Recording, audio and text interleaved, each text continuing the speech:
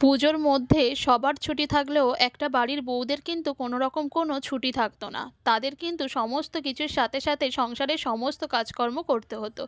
আর সত্যি বলতে কি, বাড়ির বউরা সংসারের কাজকর্ম ছাড়া থাকতেও পারে না। তারা যতই সাজুগুজু করুক, যতই প্যান্ডেল হপিং করুক, যতই সারাদিন বন্ধুবান্ধবদের সাথে সময় কাটাক, তাদের কিন্তু দিন শেষে একটা কাজে মানসিক শান্তি দিতে পারে, সেটা হলো সংসারের কাজ।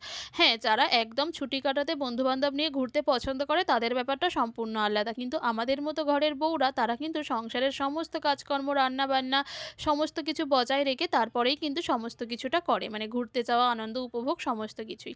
এই তো যেদিন আমি ঘুরতে গিয়েছিলাম বন্ধুদের সাথে, সেদিন কিন্তু আমি আমার শাশুড়ি মাকে সমস্ত কিছু রেডি করে দিয়ে গিয়েছিলাম। মানে বাড়ির পুজোটা করে গিয়েছিলাম আর সবজিটা কেটে রেখে গিয়েছিলাম।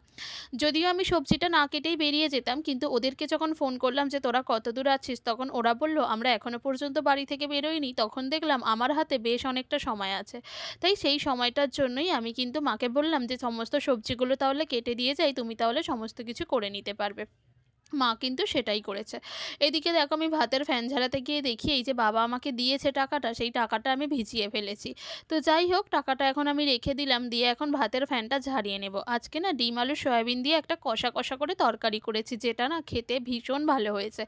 মানে বাড়ির আর কেউ ভালো বলুক না বলুক, নিজের যে ভালো লেগেছে এটাই আরকি। তো এদিকে ভাতটাও বানিয়ে নিলাম, সাথে একটা কুমড়ো পাতার বড়া বানিয়েছি YouTube দেখে। খুব ভালো হয়েছে। মানে আমার তো ভীষণই পছন্দ হয়েছে। আর সত্যি বলতে কি, ওই তেলে ভাজা বা বড়া এই সমস্ত কোনো কিছু যদি থাকে, তাহলে না আমার কোনো তরকারিও লাগে না।